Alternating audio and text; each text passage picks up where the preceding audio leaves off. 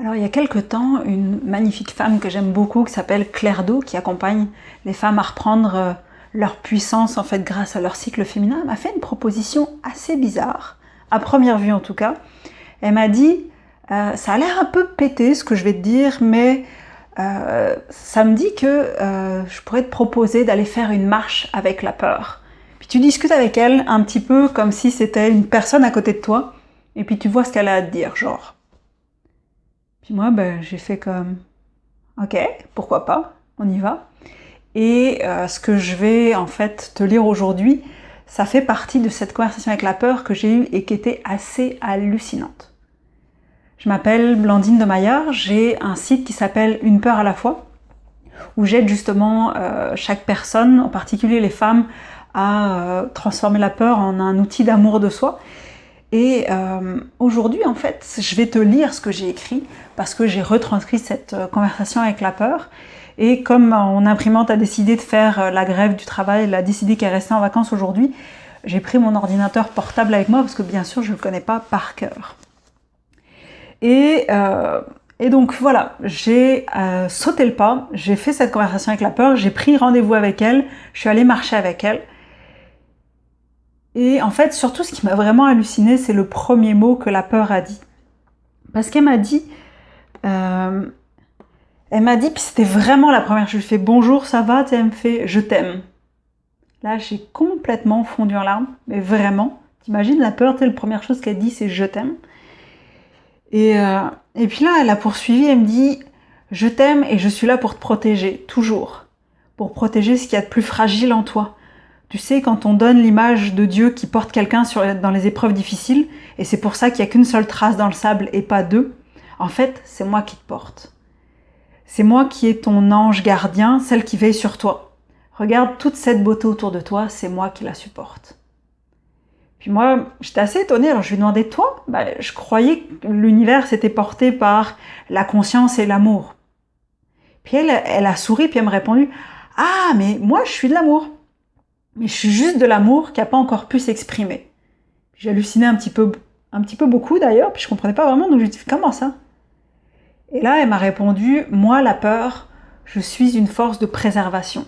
Je suis là pour prendre soin de toi, pour m'assurer que le flot d'amour que tu reçois, tu es capable de le supporter. Rien que ça déjà, juste ça déjà, pars avec ça, digère, tu vas voir, c'est déjà du lourd. J'ai halluciné tout le long de la conversation. Puis je lui dis, ouais, mais attends, pourtant, quand on a peur, on se coupe. Et c'est ça, justement, qui fait qu'on perd notre énergie puis qu'on perd notre joie. Elle me dit, oui, mais tu te coupes, justement, parce que tu crois que tu n'aurais pas la capacité d'entretenir et de recevoir le flux d'énergie qui t'arriverait par ce biais-là. Donc, tu préfères couper pour limiter la fuite d'énergie. Puis moi, je dis, quoi? C'est-à-dire que je me coupe parce que le flux d'énergie absorbé est trop important pour moi? Elle me dit, ouais. Et donc, quand je suis capable de prendre en charge ce flux d'énergie-là, la peur disparaît et elle me répond à nouveau oui. Je lui demandais, mais comment ça se fait alors que les personnes au pouvoir aujourd'hui, elles nous font peur? Et là, elle m'a répondu quelque chose qui m'a à moitié étonnée. J'étais quand même déjà un petit peu consciente de ça. Elle me dit, c'est parce qu'eux-mêmes sont coupés de leurs propres canaux d'énergie qui devraient les nourrir. Donc, pour se nourrir en énergie, ils utilisent la terreur, qui est une version pervertie de la peur, pour capter les fuites d'énergie qui proviennent de ceux qu'ils contrôlent. Je te laisse réfléchir là-dessus aussi. Moi, je pense que j'en ai pour quelques semaines à digérer ça. Enfin, pour digérer toutes les implications, en fait, que ça. Puis bon, on continue à marcher un bon moment sans parler, puis comme elle reste silencieuse, je lui dis, tu me dis rien d'autre? Puis elle me fait un clin d'œil, puis elle me répond, je te laisse le temps de digérer un petit peu ce que j'ai dit. Donc on marche, encore. Mais bon, il y avait quand même une question que je voulais lui poser. Et puis je lui disais, mais pourquoi est-ce qu'on reste si souvent dans nos peurs alors? Puis là, elle me fait une réponse qui m'a sciée. Elle m'a dit, parce que c'est plus facile de jouer aux victimes. Donc là, j'ai encaissé un peu. Et quand je dis ça, attention, par victime, je veux pas dire la victime d'un acte qui est encore sous le choc et dépersonnalisé par ce qu'elle vient de vivre. Je parle de la victime, comme dans le triangle de Karpman, victime, sauveur, persécuteur. Donc la personne qui joue un rôle de victime, qui entretient un rôle de victime, qui se plaint, au lieu de de chercher des solutions pour sortir de cet état-là. Et attention, à nouveau aussi, c'est être responsable, c'est-à-dire poser des actes pour faire les choses, c'est pas la même chose qu'être coupable. C'est-à-dire c'est notre faute. Il y a des petites notions quand même à pas se mélanger parce qu'on a tendance à vite réagir quand on parle de victime. Donc bref, parce que c'est plus facile de jouer aux victimes, ça piquait un peu sur le moment. Puis elle a continué, elle m'a dit, quand on reste dans le rôle de la victime, on évite de prendre notre responsabilité. Donc responsabilité, culpabilité, pas la même chose, vis-à-vis de la situation, et c'est parfois bien pratique. C'est pas une condamnation, juste un constat. Donc on reste dans le rôle de la victime, qui se soumet, sous-entendu qui se soumet à la peur, ou dans celui de la guerrière, qui veut soumettre la peur, entre autres. On reste sous l'emprise de ce que vous appelez la peur. Rien que ça. Ouais, moi je lui ai répondu, ouais, mais à force de jouer la guerrière, il y a quand même des peurs que j'ai réussi à vaincre. Puis elle me dit, ah, mais oui, mais bien sûr. Par certaines techniques agressives qui ont fonctionné, tu as pu arriver à certains résultats auxquels tu n'arrivais pas avant. Mais en fait, sans le savoir, tu as fait beaucoup de dégâts. Cette prise de pouvoir brutale que tu as fait a repoussé encore plus dans l'ombre les parties de toi les plus vulnérables. Elles se sont cachées encore plus loin pour ne pas être débusquées et que tu leur fasses du mal. Donc, le refoulement que tu as, il est encore plus grand qu'avant.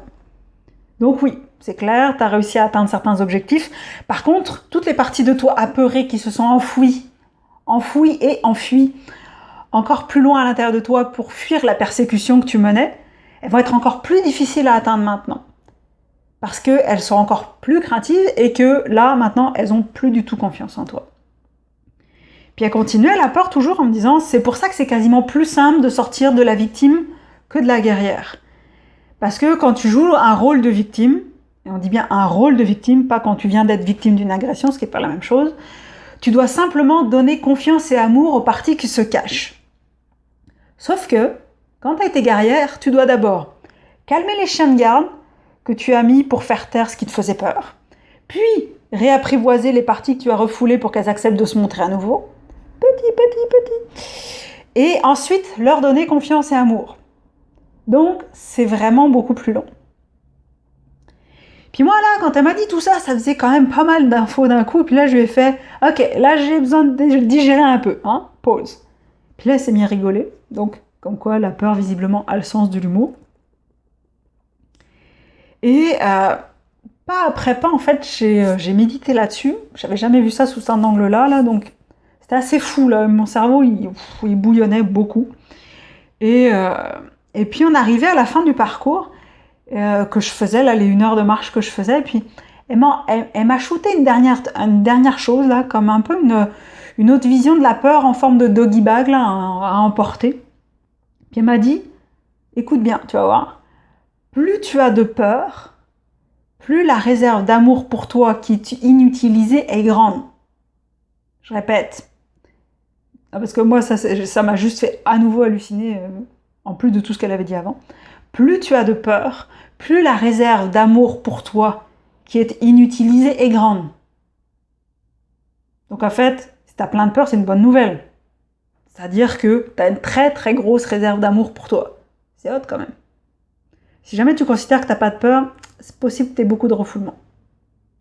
Ou que tu sois en illumination, mais ça, il y a vraiment, vraiment peu de monde. Donc, plutôt du refoulement, je dirais. Ou tu appelles ça d'un autre nom, au choix.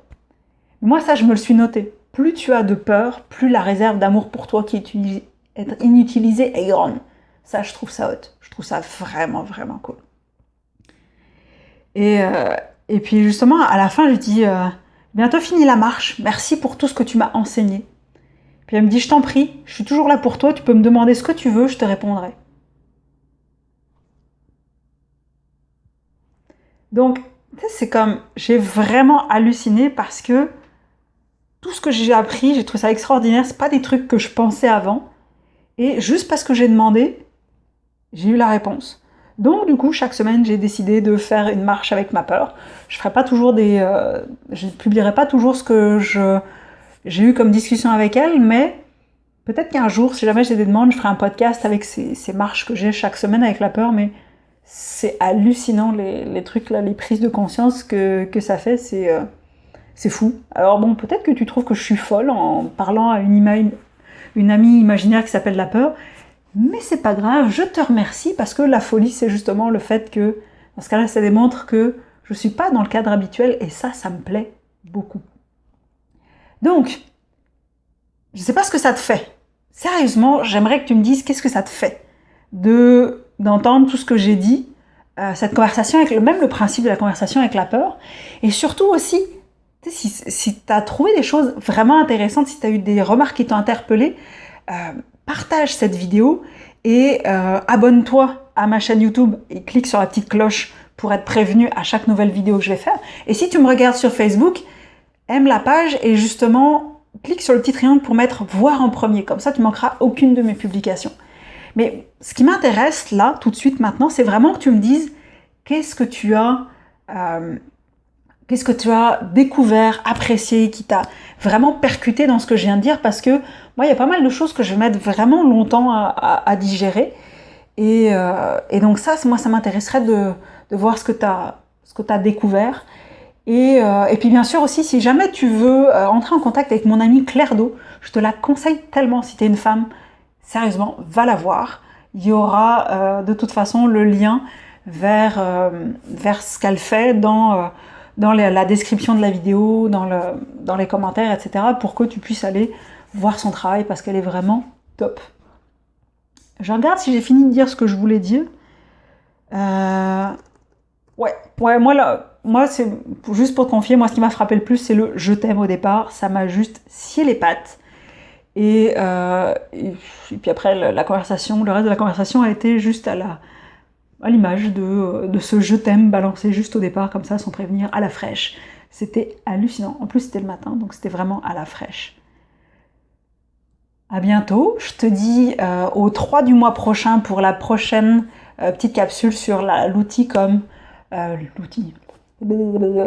La peur comme un outil d'amour de soi. Et d'ici là, je te souhaite une belle journée, prends soin de toi et à très bientôt.